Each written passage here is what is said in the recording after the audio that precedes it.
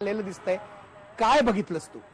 Nikhil sir, एका वाक्यात सांगायचं तर विदर्भातल्या या अनेक शेतकऱ्यांच्या घरी गेल्यावर कुठल्याही संवेदनशील माणसाच्या डोळ्यात पाणी आणि अंगावर, जसं तुम्ही म्हटलात, शहारा, अंगावर काटा आल्याशिवाय राहणार नाही। पण दुर्दैवाची गोष्ट ही आहे की महाराष्ट्रातले राजकारणी, विशेषतः ज्यांनी हा भ्रष्टाचार केलेला आहे, जे नेते आघाडीवर आहेत, त्यांच्यामध्ये ही संवेदनशीलता उरलेलीच नाहीये। आता विदर्भातले शेतकरी असं सांगतायत की आमच्या प्रश्नांबद्दल तुम्ही संवेदनशील राहू नका, आमची तेवढी सुद्धा अपेक्षा नाहीये राजकारण्यांकडून, पण निदान मरणाऱ्या आणि आत्महत्या करणाऱ्या शेतकऱ्यांची थट्टा तरी मुंबईत आणि मंत्रालयात बसून करू नका, असं सांगण्याची वेळ अनेक शेतकऱ्यांवर, आत्महत्या केलेल्या शेतकऱ्यातल्या कुटुंबावर ओढवलेली आहे।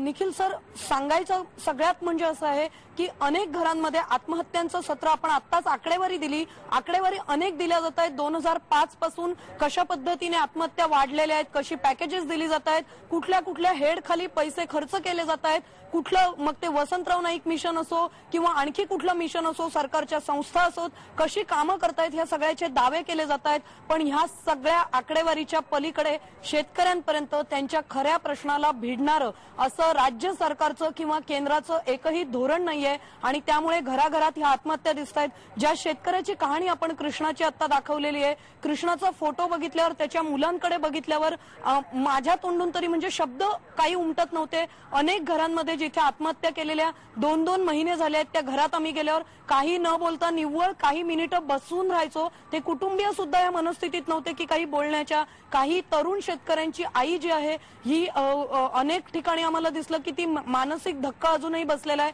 कितीही प्रश्न विचारले, कितीही त्यांना सांत्वन करण्याचा प्रयत्न केला, बोलण्याच्या मनस्थितीत कुटुंबीय, त्यांचे नातलग एकही आम्हाला दिसलेले नाहीये। तरी सुद्धा काही कुटुंबीय मदतीसाठी, जी 1 लाखाची मदत सरकार देतं, ती मदत घेण्यासाठी प्रयत्न करतात। कागदोपत्र घेऊन तलाठ्याकडे जाणं असेल, तहसीलदाराकडे जाणं असेल, आमदाराला भेटणं असेल किंवा कलेक्टरची जी कमिटी आहे त्यांना भेटणं असेल, हे करतायत। निखिल सर, सगळ्यात वाईट गोष्ट ही आहे की जो शेतकरी आत्महत्या करतोय, आता आपण आकडेवारी दाखवली, 8,000च्या घरात शेतकऱ्यांनी आत्महत्या केल्या आहेत। सरकारची आकडेवारी जर काढली, यातले आत्महत्याग्रस्त मदत निधीसाठी पात्र ठरलेले शेतकरी 2,500च्या घरात आहेत। 2,500च्या वर जे शेतकरी आहेत हे सगळे सरकारने अपात्र ठरवलेले आहेत। 1 लाख रुपयांचा मदत निधी सरकार या आत्महत्याग्रस्त कुटुंबियांना देतो, पण त्यामध्ये पण सरकारी बाबूंनी आणि नेत्यांनी अशी मेख मारून ठेवलेली आहे की ही कुटुंबच मुळात मदतीसाठी अपात्र ठरवल्या जात आहेत, त्यांच्या आत्महत्या अपात्र ठरवल्या जात आहेत।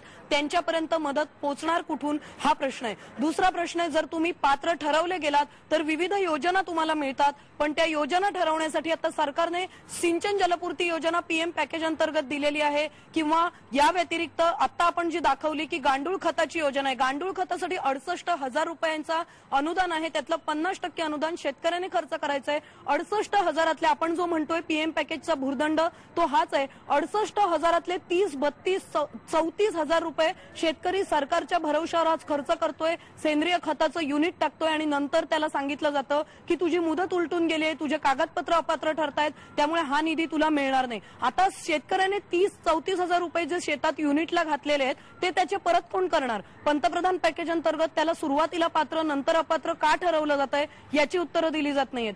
विहिरीसाठी या शेतकऱ्यांना सांगितलं जात आहे की पंतप्रधान पॅकेज अंतर्गत 1,10,000चा निधी आम्ही तुम्हाला देऊ, पण यातला सुरुवातीचा खर्च तुम्ही करायचा आहे। निखिल सर, 6ही जिल्ह्यांमध्ये गावागावात 8 ते 10 केसेस असे आहेत ज्यांनी शेतात विहिरी खोदलेल्या आहेत। 30,000 रुपये जमवताना शेतकऱ्याच्या हाडाची काढा होत आहेत। कोणाकडून तरी उसनवारी घेऊन बँका कर्ज देत नाहीत, सावकारीकडे जा, प्रायव्हेटमध्ये जा, असा पैसा जमवून हे शेतकरी विहिरीचं खोदकाम सुरू करतात। 30-35,000 रुपये घातलेले आहेत, काही शेतकऱ्यांनी 60,000 रुपये घातलेले आहेत आणि 1-1, 1.5 वर्ष या सगळ्यांची प्रकरणं कलेक्टर ऑफिसकडे असतील, पंचायत समितीकडे असतील, प्रलंबित राहिलेली आहेत। हा निधी जो आहे, या अर्थाने पंतप्रधान पॅकेज एका बाजूला निकृष्ट सामान दिलेलं आहे, दुसऱ्या बाजूला पंतप्रधान पॅकेज, सीएम पॅकेज हा शेतकऱ्यांसाठी पूर्णपणे भूर्दंड ठरलेला आहे।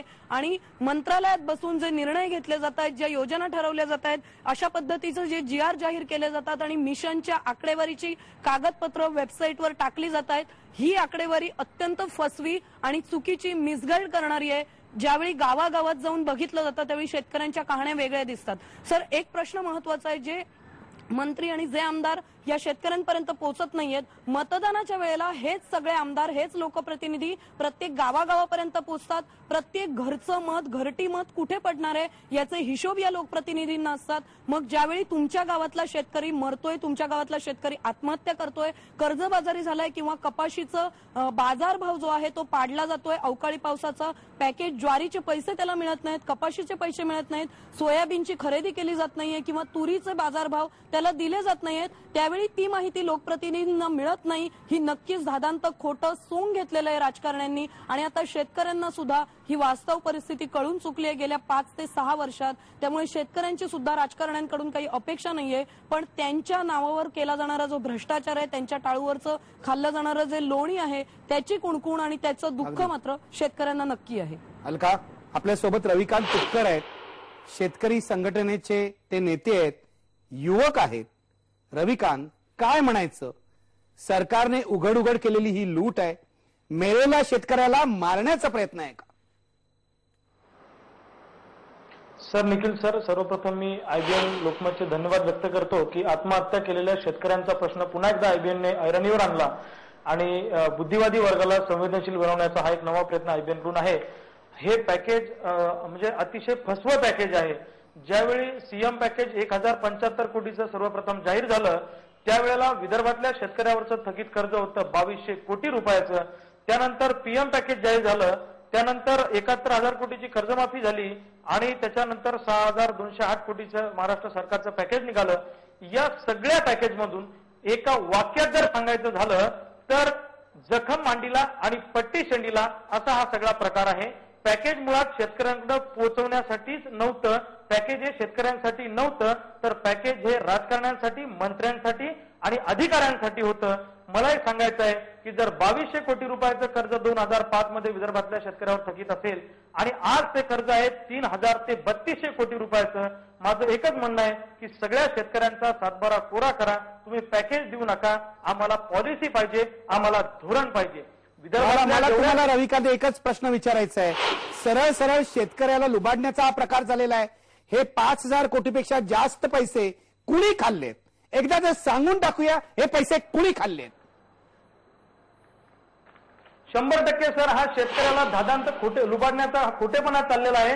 हे पैसे विदर्भातल्या कृषी विभागातल्या आणि पॅकेजमध्ये जे जे लोक याच्यामध्ये सहभागी आहेत त्या लोकांनी हे पैसे खाल्ले आणि याच्यामध्ये सरकारमधले मंत्री सुद्धा आहेत। देशमुख गेले, चव्हाण आले, पुन्हा चव्हाण आले, फक्त कसाही बदलला, मात्र सुरा मात्र तोच कायम राहिला। या सगळ्या मंत्र्यांची या पॅकेजच्या माध्यमातून सीबीआय चौकशी व्हायला पाहिजे आणि 35 वर्ष ते 38 वर्ष सरासरी वय आत्महत्या करणाऱ्या शेतकऱ्याचं आहे। हा तरुण शेतकरी जर 35व्या वर्षात मरत असेल आणि आत्महत्या करत असेल तर सरकार एका बाजूला महासत्तेचं स्वप्न दाखवत असेल तर ही अत्यंत निंदनीय गोष्ट आहे। म्हणून या सगळ्या रविकांत, मला एक प्रश्न विचारायचा आहे, हे जे आत्महत्याग्रस्त शेतकऱ्याला लुबाडणारे लोक आहेत, तुम्ही म्हणालात कृषी विभागाचे लोक आहेत आणि मंत्री सुद्धा आहेत असं तुम्ही म्हणालात। एक मिनिट थांबा रविकांत, ऐका, मंत्री आणि कृषी विभागाचे अधिकारी, मी तुम्हाला हे विचारतोय, शेतकरी संघटनेला, स्वाभिमानी शेतकरी संघटना ही महाराष्ट्रातली शेतकऱ्यांची अत्यंत आक्रमक संघटना आहे।